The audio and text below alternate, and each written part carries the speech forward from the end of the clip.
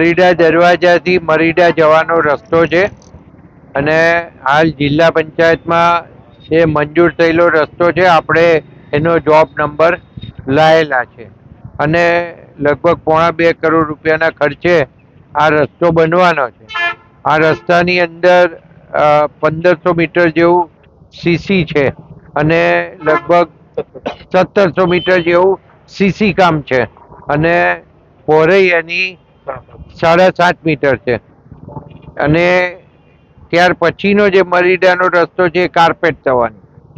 પણ આ રસ્તા ઉપર અત્યારે કામ એટલા માટે નથી થતું કે આ લોકોને ડ્રેનેજનો પ્રશ્ન છે. આ વિસ્તારવાળાને આ મરીડા દરવાજાથી બહારની જે બધી સોસાયટીઓ છે જે મરીડા રસ્તા ઉપરની બંને બાજુએ છે, બંને બાજુની સોસાયટી માટે ડ્રેનેજ લાઈન નાખવી જરૂરી છે અને ડ્રેનેજ લાઈન પણ GUDCમાં મંજૂર થઈ ગયેલી છે.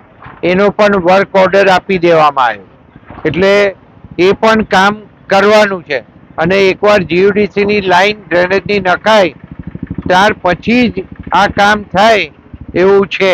એટલે આ બંનેની એક આવતીકાલે જોઈન્ટ મીટિંગ રાખવામાં આવશે અને GUDC વાળા ક્યારે આ કામ ચાલુ કરશે, કારણ કે ચાલુ ચોમાસાએ આ GUDCનું ડ્રેનેજની લાઈનનું કામ થઈ શકે એવું છે નહીં, કારણ કે 15 ફૂટ નીચે લાઈન નાખવાની છે એટલે લગભગ 10 ફૂટથી વધારે પહોળું ખોદવાનું થાય એટલે એ આખી લાઈન અહીં મરીડા પમ્પિંગ સ્ટેશન બાજુ લાવવાની છે અને એના કારણે હાલ જે આ રસ્તો મંજૂર થયો છે એ આપણે કરી શકતા નથી.